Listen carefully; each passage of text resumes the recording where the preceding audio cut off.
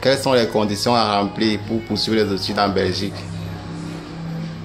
Ok, Romaric, merci de cette opportunité que tu me donnes de pouvoir expliquer en quelque sorte les conditionnalités pour un étudiant qui désire poursuivre ses études en Belgique.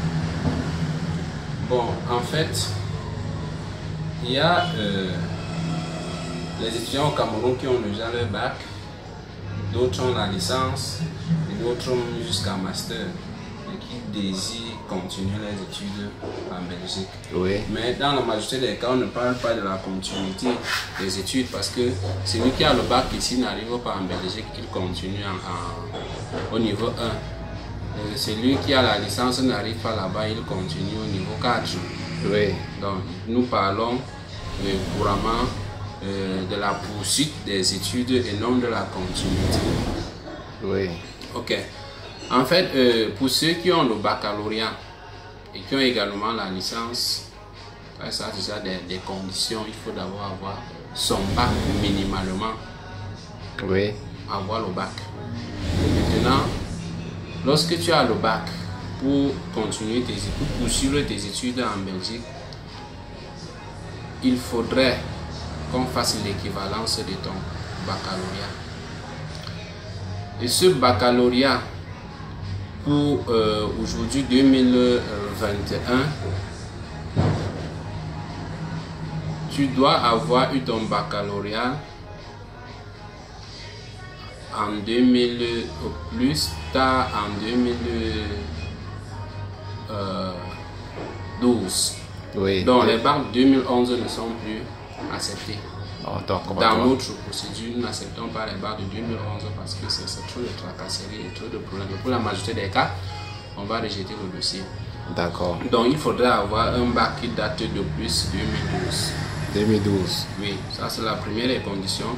La deuxième des conditions, c'est qu'il faut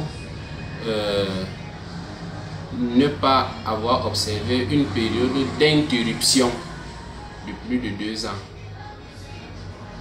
C'est-à-dire, si tu as eu ton bac en 2015, on va supposer que depuis 2015, tu es dans le circuit universitaire. Oui. Et si tu as laissé l'école une fois pour aller rester à la maison pendant quelques temps, il faudrait qu'au moment venu, on justifie. Et cette période d'inactivité académique ne doit pas dépasser 2 ans. Oui. Vous comprenez, ça peut être que vous avez laissé l'école pour aller vous chercher afin de revenir à l'école, mais ça ne peut pas dépasser 2 ans.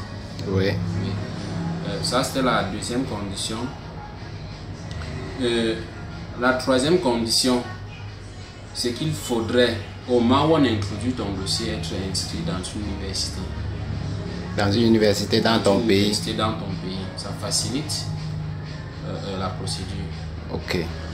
Donc voilà en quelque sorte les exigences au niveau du diplôme. Oui. L'autre conditionnalité, c'est qu'il faudrait avoir une caution financière, c'est-à-dire quoi? Qu'il y ait une personne qui accepte de signer ta prise en charge et au moment où il sera en train de signer ta prise en charge, qu'il ait dans son compte au minimum une valeur de 15 millions de francs CFA. Oui, en France CFA, oui. 15 millions de francs CFA. Donc voilà une deuxième condition la plus importante. Et elle est exigée au moment où on est en train de demander votre visa. Oui. Voilà. Donc voilà en quelque sorte les conditions pour poursuivre vos études en Belgique. Ça, c'est ceux qui ont juste le bac. Et maintenant, vous pouvez avoir votre licence et poursuivre vos études, mais la base sera le bac. Oui.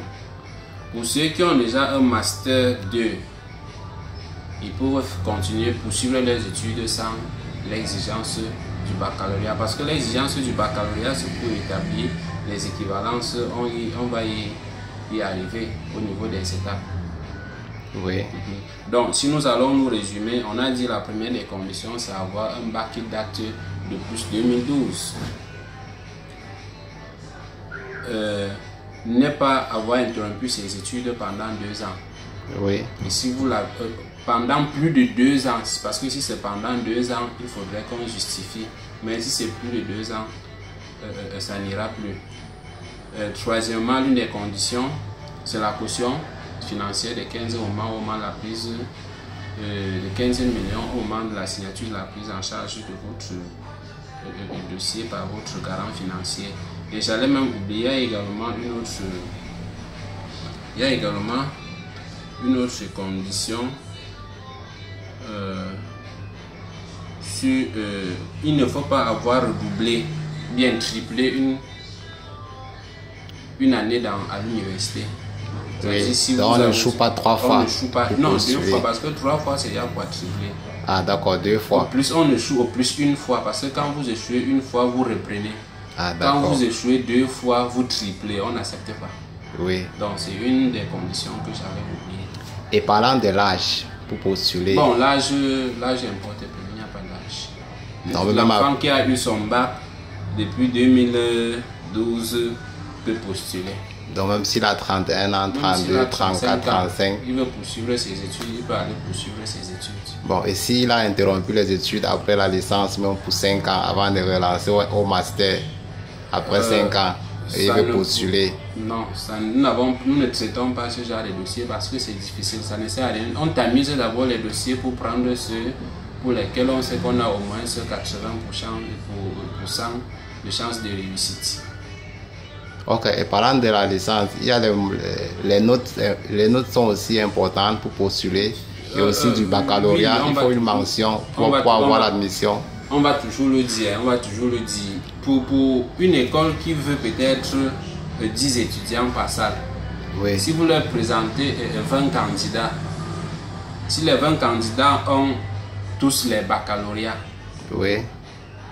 Soyez-en sûrs, on va sélectionner ceux qui ont eu les meilleures notes en bac. Oui. Si c'est la licence, c'est pareil. Oui. Donc, c'est que la note obtenue n'est pas une condition sine qua non, mais ça participe à la compétence. Même pas à la compétence, à augmenter vos chances si vous avez des bonnes notes. Ah, d'accord. Oui. D'accord. Et quelles sont les langues pour les études? Bon, ce que nous faisons, c'est pour la zone francophone. La zone francophone. Je suis en train de dire que vous m'envoyez donc transport. D'accord. Et vous avez quelle université technique et générale? Bon, en Belgique, vous trouvez quel type d'université pour vos étudiants que vous recrutez en Afrique? Il y a 2 types d'universités. Les universités d'État, comme ici, on connaît les universités d'État. Oui. Et à côté, maintenant, il y a les écoles de hautes études. Nous appelons ça ici les écoles de formation, les universités supérieures privées. Oui. Les universités privées, pardon. Donc là-bas, ils parlent plutôt des hautes écoles de formation. Oui. Voilà les 2 catégories. Et toujours est-il, les hautes écoles de formation sont plus chères que les universités d'État là-bas. Ok. Bon, directeur, est-ce que si quelqu'un veut postuler, étant dans n'importe quel pays en Afrique, vous pouvez l'aider pour suivre son dossier? N'importe quel pays, on suit son dossier. Vous pouvez me donner un peu quelques méthodes de suivi? Si lui veut vous suivre, il va procéder comment? Vous devez le gérer comment à distance? Comme vous êtes logé au Cameroun en zone CEMAC, pouvant aider toute l'Afrique qui veut poursuivre ses études en Belgique. En fait, la localisation de l'entreprise au Cameroun, c'est juste pour répondre à un certain nombre d'exigences parce qu'au départ, il faudrait qu'on regroupe les dossiers avant de les envoyer. Ce qui se passe, c'est que le gros même du travail se fait en ligne. Donc, une fois que vous avez déposé votre dossier et qu'on a envoyé, le suivi maintenant se fait en ligne. Oui. Quelle qu'en soit votre situation géographique, votre position géographique en Afrique, le suivi se fait en ligne. Parce qu'on va vous attribuer toute une adresse de suivi, bien un code, on va codifier votre dossier, c'est avec cela qu'on va vous faire le suivi, on va vous envoyer les informations ou les questions auxquelles vous allez apporter les éclaircissements afin qu'on puisse continuer avec vos études, votre procédure. D'accord, bon. Merci monsieur pour cet éclaircissement pour poursuivre ces études en Belgique. À nous revoir bientôt.